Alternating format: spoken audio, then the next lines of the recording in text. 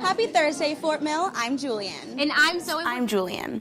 It's been a crazy week as the Fort Mill business leaders prepare for the state competition. It takes a lot of time and effort for these students to make sure their presentations are perfect. Now, not only is this show going to be a little different because we're anchoring live, but it's going to take a few of us to cover the fabulousness of this event. So, Jenna, how's the crowd looking in the auditorium? And actors. Supporting the Fort Mill family is really what makes this school so special, especially those who have gone out to make their mark in the world.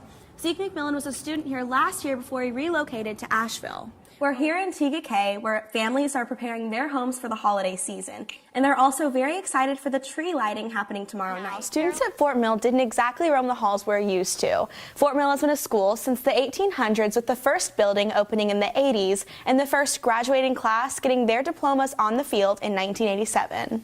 Well, so far the pageant has been exactly what I've expected. I mean, the dresses, the dancing, but just what exactly do the judges look for in the contestants?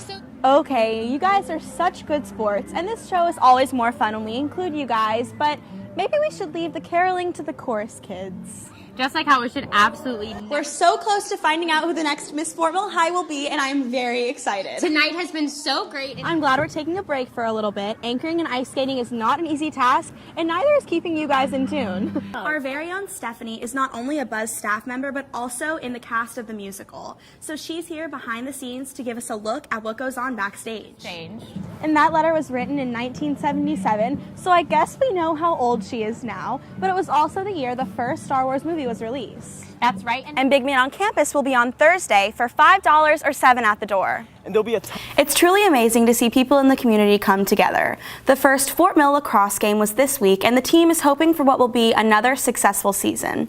Now, the band has been around for longer than 30 years, but its legacy continues to live on. Here's Sean with Look Back on the band. And the movie's already getting a lot of Oscar buzz. It's also rated top film for the New York Movie Critics Circle, so I know it's going to be huge. Now next week will be the special JV Buzz, where the two TV classes compete head-to-head to see what they've learned this semester. And this whole semester we've loved anchoring with Saxon and Heath, but you guys have no idea what divas they can actually be behind the scenes. And they've been going through a little bit of drama recently, so they took a little break from anchoring to settle their differences in a unique way. And for the past 2 Okay, I think we found the perfect pumpkin right before the sun sets. Zoe and Heath will be back next week with our first show of November. Until then, I'm Saxton. And I'm Julian. Have a safe Halloween and go Jackets. Have a great weekend. I'm Julian, reporting from Fort Mill High School. While average high schoolers spend a lot of their downtime hanging out at home, these students spend theirs in between calls at the volunteer fire station. I've always wanted to help people and times of need, so being able to do this at this age, I jumped right into it without hesitation. Trevor was a normal teenager until 6 months ago when the Riverview Fire Department opened its doors to him. Even this small little town of Fort Mill, you don't see in the news, but we're out pretty much every day.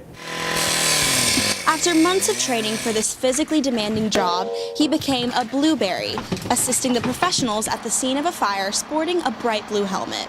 The firemen are sent an alert which can occur at any moment.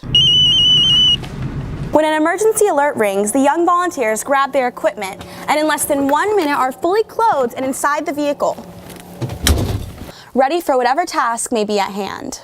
When you get on the truck, you're either a liability or either an asset. Trevor seems to live a double life, transitioning between being a volunteer fireman and an everyday kid. It is weird knowing that, I helped save that guy's life yesterday and now I'm here at school. With over 500 calls in the Fort Mill area in 2016 alone, the trauma young firemen face can last a lifetime. Being a teenager and seeing fatalities or serious injury, it's never good. There's a lot that I would like to forget, but it haunts you. It really does. Both Trevor and Michael, another volunteer firefighter, agree that the work they do reaches beyond the bounds of brotherhood. What fuels them is their impact on others. You put your life on the line for other people, and if you don't do it correctly, someone's life could be at danger. Even if I don't get a thank you for helping them, it makes me feel good knowing that I helped get them out. Despite the hard work and training, they both say making a difference in the community is what truly matters. And when it comes to saving lives, there's never a day off. Yep. What do we have to do? Just get out of the way. I'm Julian, reporting for The Buzz. Show Clover Tanker 5 en route. Being the #1 Christmas gift of 2015, hoverboards were the fast-selling phenomenon of the season. When an emergency alert rings, the young volunteers grab their equipment and in less than 1 minute are fully clothed and inside the vehicle, ready for whatever task may be at hand. With over 500 calls in the Fort Mill area in 2016 alone, the trauma young firemen face can last a lifetime.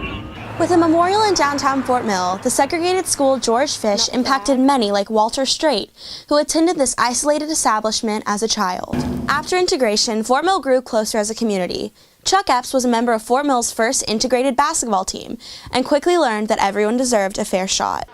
Meeting the needs of a large family was formidable at first, but bringing local businesses and the community together for some holiday magic was so meaningful for the young members of Fort Mill. The two-wheeled wonders have sparked an interest in not only kids and adults, but also college students. The boards have been banned at the University of South Carolina, along with others around the country. And when it comes to saving lives, there's never a day off. Yep. What do we have to do? Just get out of the way. I'm Julian, reporting for The Buzz. Show Clover Tanker 5 en route.